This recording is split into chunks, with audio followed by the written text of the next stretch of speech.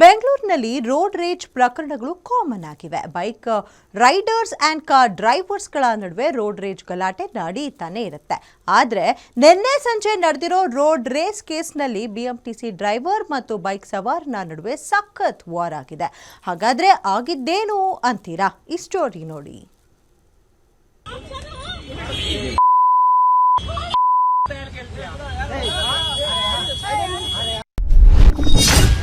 ಬೆಂಗಳೂರಿನಲ್ಲಿ ಮುಂದುವರೆದ ರೋಡ್ ರೇಜ್ ಅಟ್ಟಹಾಸ. BMTC driver ಮೇಲೆ ಬೈಕ್ ಸವಾರನಿಂದ ಡೆಡ್ಲಿ ಅಟ್ಯಾಕ್.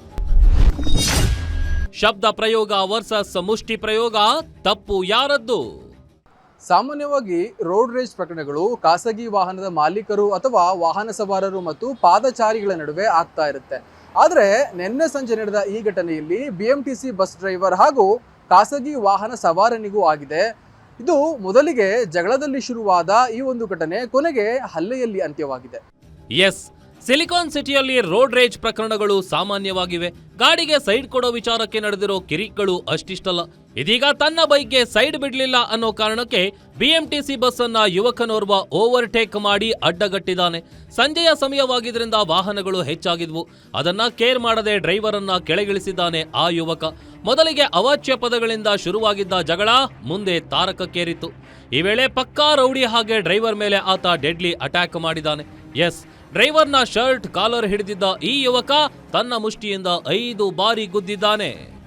ಒಂದು ಪಕ್ಷ ಖಾಸಗಿ ವಾಹನ ಸವಾರ ಬಸ್ಸನ್ನು ಅಡ್ಡಗಟ್ಟಿ ಬಿಎಂಟಿಸಿ ಡ್ರೈವರ್ನ ಕೆಳಗಡೆ ಇಳಿಸಿ ಮಾತನಾಡಿ ಕಳಿಸಿದ್ದೇ ಆಗಿದ್ರೆ ಇವತ್ತು ಆತನ ವಿರುದ್ಧ ಎಫ್ಐಆರ್ ಆಗುವ ಪರಿಸ್ಥಿತಿ ಬರ್ತಾ ಇರಲಿಲ್ಲ. ಏಕಾಏಕಿ ಸಿಟ್ಟಿನ ಕೈಗೆ ಬುದ್ಧಿ ಕೊಟ್ಟ ಯುವಕ ಆತನ ಮೇಲೆ ಅವಾಚ್ಯ ಪದಗಳಿಂದ ಬೈದು ಹಲ್ಲೆಯನ್ನು ಕೂಡ ನಡೆಸಿದ್ದಾನೆ.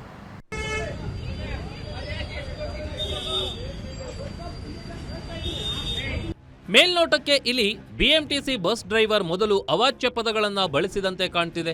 ಇದರಿಂದ ಕೆರಳಿದ ಯುವಕ ಏಕಾಏಕಿ ಡ್ರೈವರ್ ಮೇಲೆ ಮನಸೋ ಇಚ್ಛೆ ಹಲ್ಲೆ ನಡೆಸಿದ್ದಾನೆ. ನಂತರ ಅಲ್ಲೇ ಇದ್ದ ಸ್ಥಳೀಯರು ಜಗಳ ಬಿಡಿಸಿದ್ದಾರೆ. ಇಲ್ಲವಾದಲ್ಲಿ ಆ ಯುವಕ ಡ್ರೈವರ್ ಮೇಲೆ ಗಂಭೀರ ಹಲ್ಲೆ ಮಾಡೋ ಸಾಧ್ಯತೆ ಇತ್ತು. ಘಟನೆ ಹಿನ್ನೆಲೆ ಸಂಪಿಗೆಹಳ್ಳಿ ಪೊಲೀಸ್ ಠಾಣೆಯಲ್ಲಿ ಪ್ರಕರಣ ದಾಖಲಾಗಿದೆ.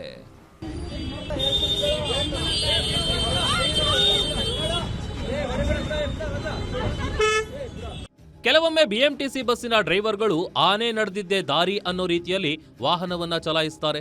ಈ ಅಭ್ಯಾಸ ಮೊದಲು ಬದಲಾಗಬೇಕು. ಇಲ್ಲವಾದಲ್ಲಿ ಈ ರೀತಿಯ ರೋಡ್ ರೇಜ್ಗಳು ನಡೆಯುತ್ತಲೇ ಇರುತ್ತವೆ. ಒಟ್ಟಾರೆ ಹಲ್ಲೆಗೊಳಗಾದ ಬಿಎಂಟಿಸಿ ಡ್ರೈವರ್ ಏನಿದ್ದಾರೆ ಅವರು 50 ರಿಂದ 60 ವರ್ಷದ ಆಸುಪಾಸಿನಲ್ಲಿದ್ದಾರೆ. ಹೀಗಾಗಿ ವಯೋವೃದ್ಧರ ಮೇಲೆ ಹಲ್ಲೆ ಮಾಡುವುದು ಕಾನೂನು ರೀತಿಯಲ್ಲಿ ಸರಿಯಿಲ್ಲ. ಹೀಗಾಗಿ ಆತನ ವಿರುದ್ಧ ಎಫ್ಐಆರ್ ಕೂಡ ದಾಖಲಾಗಿದೆ.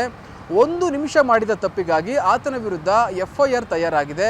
ಒಟ್ನಲ್ಲಿ ಆ ಹುಡುಗ ಏನಿದ್ದಾರೆ ಆ ಯುವಕ ಕಾನೂನು ರೀತಿಯ ಕ್ರಮಗಳನ್ನು ಎದುರಿಸುವ ಪರಿಸ್ಥಿತಿ ಎದುರಾಗಿದೆ. ಕ್ಯಾಮರಾ ಪರ್ಸನ್ ರವಿ ಜೊತೆ ಗಿರೀಶ್ ವಸಿಷ್ಠ, ಬೆಂಗಳೂರು.